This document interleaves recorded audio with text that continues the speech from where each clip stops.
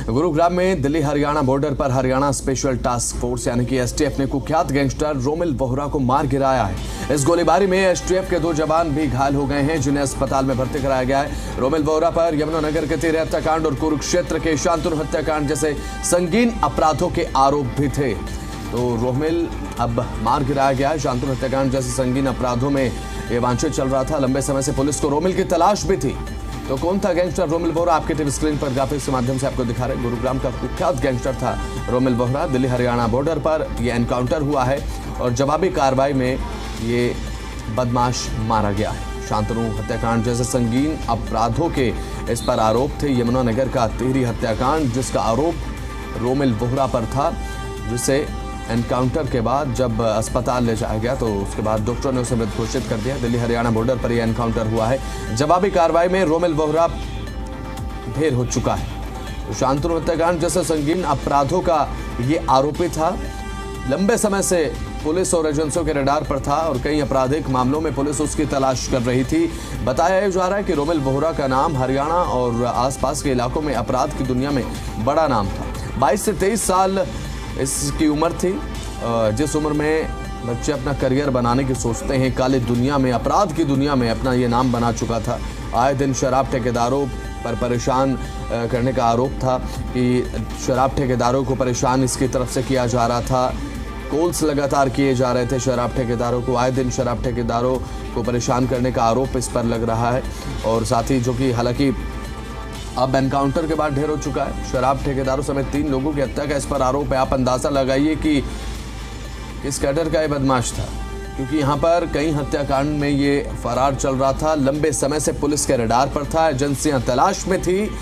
अब गुरुग्राम दिल्ली बॉर्डर पर इसे ढेर कर दिया गया है। उसके बाद एनकाउंटर के बाद जब इसे अस्पताल ले जाया गया तो वहाँ पर डॉक्टरों ने रोमिल बोहरा को मृत घोषित कर दिया। तो पुलिस के साथ एनकाउंटर हुआ और इस एनकाउंटर में रोमिल बोहरा नाम का बदमाश, जो कि एक कुख्यात बदमाश अपराध की दुनिया में बात अगर करें तो अब इस दुनिया में नहीं है, क्योंकि ढेर हो चुका है। शराब ठेकेदार समेत 3 हत्याकांड में शामिल था। तो आए दिन शराब ठेकेदारों को फोन पर धमकी देना, उनसे फिरौती की मांग करना, इस तरीके के आरोप भी रोमिल पर लगते रहे। तो अब एनकाउंटर के बाद डॉक्टरों ने उसे मृत घोषित कर दिया है। एक बड़ी सफलता एसटीएफ को, यहाँ पर स्पेशल टास्क फोर्स को मिलती हुई नजर आई है। आपको बता दें कि रोमिल दिसंबर 2024 यमुनानगर की खेड़ी लखा सिंह में हुए तिहरे हत्याकांड में भी शामिल था। उसका नाम उसमें प्रमुखता के साथ जुड़ा और उसने गोलनी के रहने वाले बीजेपी नेता नरेंद्र राणा के चचेरे भाई वीरेंद्र राणा और उन्हेडी के निवासी शराब ठेकेदार अर्जुन राणा और उत्तर प्रदेश के शामली के गांव मखलूमपुर के रहने वाले पंकज मलिक की हत्या भी की थी। तो 3 से 4 हत्याओं का ये अपराधी रोमिल बोहरा, जिसका नाम था, अब एनकाउंटर में मारा गया है। इस एनकाउंटर को लेकर हरियाणा एसटीएफ आज कुरुक्षेत्र में प्रेस कॉन्फ्रेंस कर जानकारी देगी कि किस तरीके से ये पूरा एनकाउंटर हुआ, किस तरीके से पूरा ये घटनाक्रम देखने को मिला, जिसमें रोमिल बोहरा ढेर हो चुका है। तो गैंगस्टर रोमिल बोहरा पर 1 लाख का इनाम था। किसी अपराधी पर, किसी गैंगस्टर पर 1 लाख का इनाम हो तो आप अंदाजा लगा सकते हैं कि वो किस कैटेगरी में अपराधी होगा। एक डेजिग्नेटेड अपराधी, क्योंकि 3 हत्याकांड में ये शामिल था। 3 से 4 हत्याओं का आरोप रोमिल बोहरा पर था।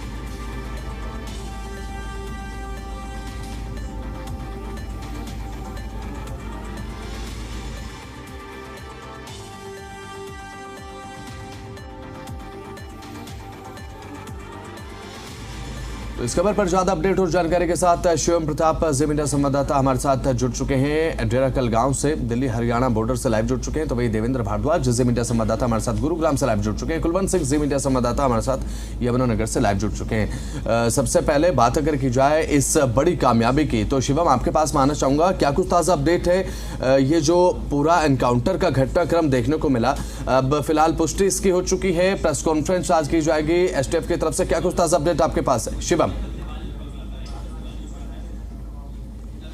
पूरा घटनाक्रम हुआ है। इस वक्त मैं वहीं पर मौजूद हूँ जहाँ पर इस एनकाउंटर को अंजाम दिया गया। चूंकि यहाँ से पुलिस ने बैरिकेटिंग इस तरीके से कर रखी है, लोगों को आवाजाही की मनाही है। दिल्ली हरियाणा बॉर्डर की डेरा कला गाँव के पास हम मौजूद हैं। सामने अगर आप देखें तो बड़े पैमाने पर आपको पुलिस अफसरों की गाड़ियां नजर आएंगी। चूंकि सड़क पर एनकाउंटर हुआ है इसलिए सड़क को ब्लॉक कर दिया गया है, दोनों साइड से आवाजाही पूरी तरीके से बंद कर दी गई है।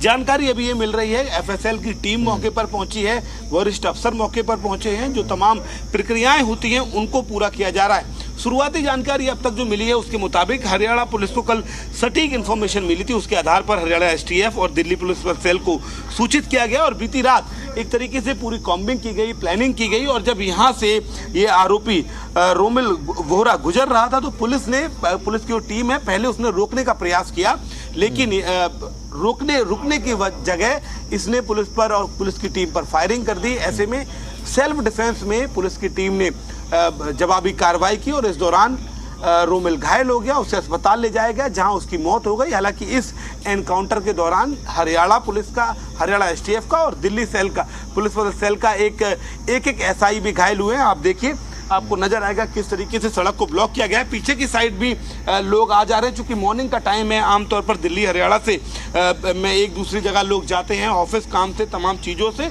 तो अभी लोगों को सूचना दे दी गई है कि मिनिमम 1 आवर का, 1 घंटे का समय लगेगा। जब सारी प्रक्रिया पूरी हो जाएगी उसके बाद सड़क को खोल दिया जाएगा। लेकिन इस पूरे मामले में ये बड़ी बात है कि रोमिल की उम्र महज 20 साल थी और उस पर इनाम, अभी तक जो जानकारी मिल रही थी कि वो 1 लाख का था, लेकिन जिस तरीके के उसने घटनाक्रम को अंजाम दिया है, ऐसे में सूचना ये है कि उस पर इनाम 2 लाख का हो गया था। आप समझिए कि यमुनानगर में 13 हत्याकांड में शामिल था, कुरुक्षेत्र के शांतनु हत्याकांड में भी ये शामिल था, दिल्ली में आर्म्स एक्ट केस के ऊपर केसेस थे। तो महज 20 साल की उम्र में रोमिल ने अपराध की दुनिया में अपना बड़ा नाम बना लिया था। यही एक वजह थी कि दिल्ली एनसीआर की जो तमाम एजेंसियां हैं, पुलिस फोर्सेस हैं, वो इसके खिलाफ बड़े पैमाने पर लगातार सर्च ऑपरेशन चला रही थी। बीती रात जैसे ये सूचना मिलती है कि रोमिल यहाँ से गुजर सकता है, उसके बाद सेल और हरियाणा एसटीएफ इन्वॉल्व होती है। तमाम भरसक प्रयास के बाद भी वो नहीं रुकता है। जवाबी फायरिंग के दौरान उसकी मृत्यु हो गई। 2 एसआई फिलहाल घायल हुए हैं और सड़क को अभी ब्लॉक कर दिया गया है। कुछ पुलिसकर्मी आपको यहाँ नजर आएंगे जो लोगों को बार बार समझा रहे हैं कि कुछ देर की बात है, आप 1 से 1.5 घंटे रुक जाइए, उसके बाद जैसे प्रक्रिया पूरी हो जाएगी हम सड़क को अनब्लॉक कर देंगे और उसके बाद आप आ जा सकते हैं। ठीक है शिवम, लगातार जानकारी आपसे ले रहे हैं, बने रहिए हमारे साथ। देवेंद्र भारद्वाज, जी मीडिया संवाददाता गुरुग्राम से लगातार हमारे साथ लाइव जुड़े हुए हैं। देवेंद्र, बात अगर की जाए रोमिल वोहरा के एनकाउंटर की, तो जिस तरीके से इनपुट्स पहले से ही एसटीएफ की टीम के पास थे, उसके बाद पूरी प्लानिंग को एग्जीक्यूट किया गया, इस पूरे रोड को ब्लॉक किया गया, उसके बाद रोमिल वोहरा को जब रोका गया तो आप अंदाजा लगाइए, पहले से प्लानिंग हालांकि एसटीएफ और पुलिस की थी, लेकिन उसके बावजूद भी संघर्ष करना पड़ा है एसटीएफ को, पुलिस को, रोमिल वोहरा के एनकाउंटर को लेकर, उसे रोकने को लेकर। अंदाजा इससे इस बात का लगाया जा सकता है कि रोमिल वोहरा कितना खतरनाक बदमाश था। 1 लाख का उस पर इनाम था। बिल्कुल, रोहिल वोहरा की लगातार जिस तरह से पुलिस तलाश कर रही थी और एसटीएफ की टीम लगातार लगी हुई थी, और यही कारण था कि जब जानकारी मिली कि वो दिल्ली हरियाणा बॉर्डर से गुजर रहा है तो उस वक्त नाकेबंदी की गई, लेकिन इसे रोकने की कोशिश की गई तो पुलिस पर इसने फायरिंग की और जिसके पुलिस ने अपने बचाव में फायरिंग की और जिसमें 2 पुलिस के जवान भी घायल हुए हैं और जिसमें रोहिल वोहरा को गोली लगी थी और अस्पताल में उसको मृत घोषित किया गया। और जिस तरह से रोहिल पर कुरुक्षेत्र में शांतनु हत्याकांड और यमुनानगर में 13 हत्याकांड में ये शामिल था, और उसके बाद से लगातार ये कह सकते हैं कि काला राणा और नोनी राणा ग्रोह का ये सक्रिय शूटर था। लेकिन इसके बाद से जब इन दोनों हत्याकांडों में इसका नाम शामिल हुआ और नाम सामने आया तो निश्चित तौर पर एक कुख्यात बदमाश के तौर पर जाने लगा, और यही कारण था कि इतनी कम उम्र में लगातार जिस तरह की आपराधिक वारदातों को अंजाम इस रोमिल वोहरा ने दिया था, उसके बाद से लगातार एसटीएफ इसकी तलाश कर रही थी। और सबसे महत्वपूर्ण बात ये हो जाती है कि जब शराब की ठोकों की नीलामी हुई तो हरियाणा में कुछ ऐसी शराब के ठेके थे जिनकी नीलामी ही नहीं हो पाई थी, और केवल इस कारण के बदमाश और गैंगस्टर्स का कहीं ना कहीं दबाव था। और उसके बाद मुख्यमंत्री लगातार एक बात कह रहे थे कि यहाँ अपराधियों के लिए किसी तरह की कोई जगह हरियाणा में नहीं है। और उसके बाद इस तरह की स्थिति देखने को मिली कि जब रोहिल वोहरा की लगातार एसटीएफ तलाश कर रही थी और उसके ऊपर जिस तरह से लाखों रुपए का इनाम था, क्योंकि 1 लाख रुपए कुरुक्षेत्र और यमुनानगर एक मिलाकर 2 लाख रुपए का इनाम लगभग इस पर बताया जा रहा था। और सबसे महत्वपूर्ण बात ये हो जाती है, दिल्ली में भी आर्म्स एक्ट के तहत रोहिल के ऊपर मामला दर्ज था और उसके बाद से लगातार इसकी तलाश की जा रही थी। और आज मध्य रात्रि जब इसकी जानकारी लगी कि ये दिल्ली हरियाणा बॉर्डर से गुजर रहा है, तो उसी दौरान एसटीएफ ने नाकेबंदी कराई और नाकेबंदी जब की गई थी, तलाशी जब की जा रही थी, इसे रोकने की कोशिश की, तो इसने पुलिस के ऊपर फायरिंग कर दी। फिलहाल इस पूरे मामले को लेकर कुछ ही देर बाद एसटीएफ की तरफ से कॉन्फ्रेंस भी की जाएगी, लेकिन अभी प्राथमिक जाँच में जो पता लगा है कि काला राणा और नोनी राणा का ये सक्रिय गिरोह जो चला रहा था और उसका मेन शूटर भी यही था। और उसके बाद से इसने यमुनानगर में तेहरा हत्याकांड की वारदात को अंजाम दिया, तो वहीं कुरुक्षेत्र में शांतनु की हत्या की गई थी। तो इन तमाम हत्या के मामलों में वो वांछित था और लगातार उसकी तलाश की जा रही थी। वहीं दिल्ली पुलिस ने भी इसके खिलाफ आर्म्स एक्ट के तहत कई मुकदमे दर्ज किए हुए थे। तो निश्चित तौर पर कहा जा सकता है कि एक के बाद एक इस तरह की आपराधिक वारदातों को ये अंजाम दे रहा था। तो उसके बाद लगातार एसटीएफ इसकी तलाश कर रही थी और यही कारण है कि एसटीएफ को ये जानकारी लगी थी कि दिल्ली और गुरुग्राम जो कि हरियाणा बॉर्डर है, वहाँ से गुरुग्राम में एंट्री कर सकता है और वहाँ के मार्फत कहीं और अन्य वारदात को अंजाम दे सकता है। तो जिसके बाद एसटीएफ ने जो जाल बिछाया हुआ था, उस जाल के अंदर ये फंसा और इसकी जिस तरह से इसे रोकने की कोशिश की, रुका नहीं। तो पुलिस ने इस पर फायरिंग जब की थी, क्योंकि पुलिस के ऊपर पहले इसने फायरिंग की, उसके बाद बचाव में पुलिस ने फायरिंग की, जिसमें ये घायल हुआ और अस्पताल में इसको मृत घोषित कर दिया गया। फिलहाल कहा जा सकता है कि एसटीएफ ने एक बड़ी कामयाबी हासिल की है, क्योंकि लगातार जिस तरह से एसटीएफ इस की तलाश कर रही थी और काफ़ी शातिर बदमाश था, पुलिस को गच्चा दे रहा था, पुलिस से बचता घूम रहा था और अलग अलग तरीके से पुलिस से कहीं ना कहीं बचता हुआ निकल रहा था। और यही कारण था कि मुखबिर ने जब इसकी पहचान की और पुलिस को इसको जानकारी दी, तो तब जाकर एसटीएफ ने पूरा ये जाल बिछाया और जिसमें कहा जा सकता है कि आज एक कुख्यात बदमाश का अंत कर दिया गया एसटीएफ की तरफ से। चलिए ठीक है, आप बने रहे हमारे साथ, लगातार जानकारी आपसे ले रहे हैं। कुलवंत सिंह जी मीडिया संवाददाता हमारे साथ यमुनानगर से लाइव जुड़ चुके हैं। बात अगर कुलवंत की जाए इस पूरे प्रकरण की, इस पूरे घटनाक्रम की, इस पूरे एनकाउंटर की, जिसमें अब रोमिल वोहरा मारा गया है, यमुनानगर का तिहरी हत्याकांड जो कि सुर्खियों में आया, उसका मुख्य आरोपी, उसमें क्या इसकी भूमिका थी? और आज बताया जा रहा है कि एसटीएफ की तरफ से प्रेस कॉन्फ्रेंस कर औपचारिक रूप से ये जानकारी दी जाएगी कि पूरा किस तरीके से घटनाक्रम रहा एनकाउंटर का, जिसमें रोमिल वोहरा मारा गया। ताजा अपडेट आपके पास क्या है कुलवंत?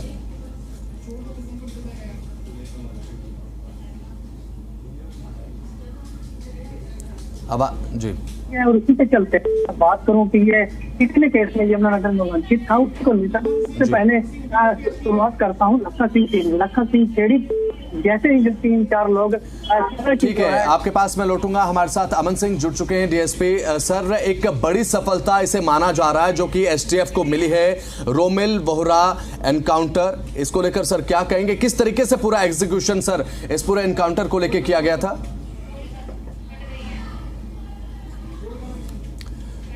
चलिए ठीक है, एक बार फिर से जुड़ने का प्रयास करेंगे। कुलवंत सिंह हमारे संवाददाता लगातार हमारे साथ बने हुए जी मीडिया संवाददाता। फिलहाल कुलवंत, क्या कुछ ताजा अपडेट आपके पास, बात पूरी कीजिए।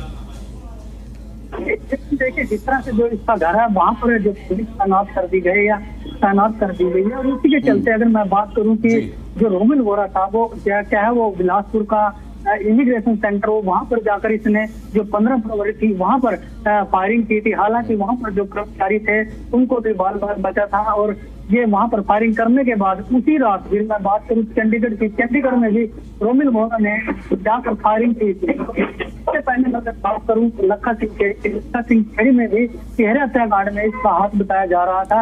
इसी के चलते अगर कुरुक्षेत्र का जो शाहबाद है वहाँ पर जो शांतनु कारोबारी था उसको लेकर भी इसकी एक बड़ी सैंपल थे, उसमें बड़ी योजना थी कि किस तरह से उसका जो मर्डर किया गया। और उसके बाद लगातार जो कारोबारी थे उनको दहशत में थे कि अपनी शराब के बारे में, और उसको इसी के चलते जो शराब के जो ठेकेदार हैं उनकी भी नीलामी नहीं की जा रही थी। अगर अब मैं बात करूं तो इसके ऊपर 2 लाख का जो इनाम था वो लगातार रखा हुआ था यमुनानगर पुलिस की तरफ से, हरियाणा पुलिस की तरफ से, चाहे वो हरियाणा एसटीएफ की टीमें हो या फिर दूसरी स्पेशल टीमें हो, वो भी लगातार रोमिल को पकड़ने में लगी हुई थी ताकि जो शराब कारोबारियों के अंदर है, एक दहशत का माहौल पैदा कर दिया था इस युवक ने, उनके दिल से दहशत का माहौल निकाला जा सके। हालांकि अब जिस तरह से जो रात इसका एनकाउंटर करके स्पेशल टीम ने अब इसको मौत का घाट उठाया, इसी के चलते अगर मैं बात करूँ तो जो शराब कारोबारियाँ, हो सकता है कि इसके चलते कहीं ना कहीं अब शराब कारोबारी राहत की सांस लेंगे और जो शराब के ठेकों की नीलामी होनी बाकी थी उसको कहीं ना कहीं इसके चलते वहाँ पर शराब के जो ठेकों की नीलामी देंगे। और जिस तरह से इसकी उम्र थी 20 से 21 वर्ष बताई गई है, हालांकि ये उम्र होती है पढ़ने लिखने की उम्र होती है, अपना कैरियर बनाने की उम्र होती है, लेकिन इस उम्र में जब बच्चा इस तरह के काम करे तो वो कहीं ना कहीं पुलिस के हाथों चढ़कर अपनी मौत को प्यार हो जाता है। इसके चलते अगर मैं दूसरी तरफ बात करूँ इसके घर की, अगर इसके घर की बात की जाए तो घर के सामने बिल्कुल अभी जो पुलिस है वो भी बिठा दी गई है और तैनात कर दी गया। लगातार इस पर जो परिवार है उन पर भी छानबीन की जा रही है। ठीक है, चलिए आपके पास मैं लौटूंगा। शिवम प्रताप जी मीडिया संवाददाता हमारे साथ लगातार बने हुए हैं। फिलहाल शिवम, बात अगर की जाए तो डेरा कला गांव के पास आप इस समय मौजूद हैं, ऑन द साइट मौजूद। आप एक बार साइट भी दिखाइए दर्शकों को, और साथ ही साथ किस तरीके से पूरा एग्जीक्यूशन किया गया था और आज किस समय एसटीएफ की तरफ से प्रेस कॉन्फ्रेंस की जा सकती है, इसे लेकर क्या कुछ ताजा अपडेट फिलहाल है शिवम? देखिए, बिल्कुल मैं घटनास्थल पर हूँ। यहाँ से लग गया है जो आपको पुलिस की गाड़ियां नजर आ रही हैं, वहां से 20 मीटर की दूरी पर ये पूरे घटनाक्रम को अंजाम दिया गया है। सूचना अभी तक जो मिली है उसके आधार पर आप ये कह सकते हैं कि बीती रात हरियाणा पुलिस को सबसे पहले ये जानकारी मिली कि रोमिल का मूवमेंट डेरा कला गांव के आसपास होगा। तत्काल एसटीएफ को सूचित किया गया और एसटीएफ ने दिल्ली पुलिस स्पेशल सेल से कांटेक्ट किया और उनको बताया पूरे ऑपरेशन के बारे में, जिसके बाद विधिवत तरीके से प्लानिंग की गई कि कैसे इस शातिर अपराधी को कल गिरफ्तार कर लिया जाए। ऐसे में इस पूरे इलाके में मैं आपको अगर एक बार समझाऊं, ये हरियाणा दिल्ली बॉर्डर है, यहाँ से आवाजाही होती है। पीछे की साइड अगर देखेंगे तो आपको ये ट्रक्स वगैरह तमाम नजर आएंगे। इनसे समझ में आएगा आपको कि कैसे ये चलने फिरने वाली सड़क है। यहीं पर जब इस लोकेशन पर रोमिल पहुंचता है तो पहले जो टीम थी पुलिस की वो रोकने का प्रयास करती है। ऐसे में आनन फानन में रोमिल फायरिंग शुरू कर देता है और उसी के जवाबी कार्रवाई में पुलिस को भी फायरिंग करनी पड़ती है, जिसमें वो गंभीर रूप से घायल हो जाता है। हालांकि रोमिल की फायरिंग के चलते 2 एसआई गंभीर रूप से वो भी घायल हो जाते हैं। ऐसे में आनन फानन में तीनों को अस्पताल में भर्ती कराया जाता है, जहां रोमिल की मौत हो गई। एक बात आपको यहां पर समझनी है कि 20 साल की उम्र, 2 लाख का इनाम, 4 मर्डर का आरोपी, दिल्ली में मामला दर्ज है, हरियाणा में तो इतना कुख्यात है कि जो जानकारी में मिल रही है उसके चलते शराब के जो ठेके हैं या जो तमाम टेंडर वगैरह थे वो भी उठने बंद हो गए। और ये हरियाणा और दिल्ली का ही नहीं, शामली, उत्तर प्रदेश के शामली के एक व्यक्ति की भी हत्या का ये आरोपी था। तो आप समझ सकते हैं कि एनसीआर में किस तरीके से घटनाक्रम को अंजाम देता रहा होगा कि महज 20 साल उसकी उम्र थी, जिस दौरान हम और आप कॉलेज के फर्स्ट या सेकंड ईयर में होते हैं। उस दौरान पूरे एनसीआर के फोर्सेस को, एजेंसीज को उसने हतप्रभ कर दिया था, एक तरीके से निश्चित तौर पर परेशान कर दिया था। चलिए ठीक है शिवम, देवेंद्र और कुलवंत, बहुत बहुत शुक्रिया, आपका जानकारी आपने साझा की। तो एसटीएफ की तरफ से आज प्रेस कॉन्फ्रेंस की जाएगी जिसमें इस पूरे घटनाक्रम को लेकर जानकारी दी जाएगी, किस तरीके से पूरे ऑपरेशन को एग्जीक्यूट किया गया था। लेकिन फिलहाल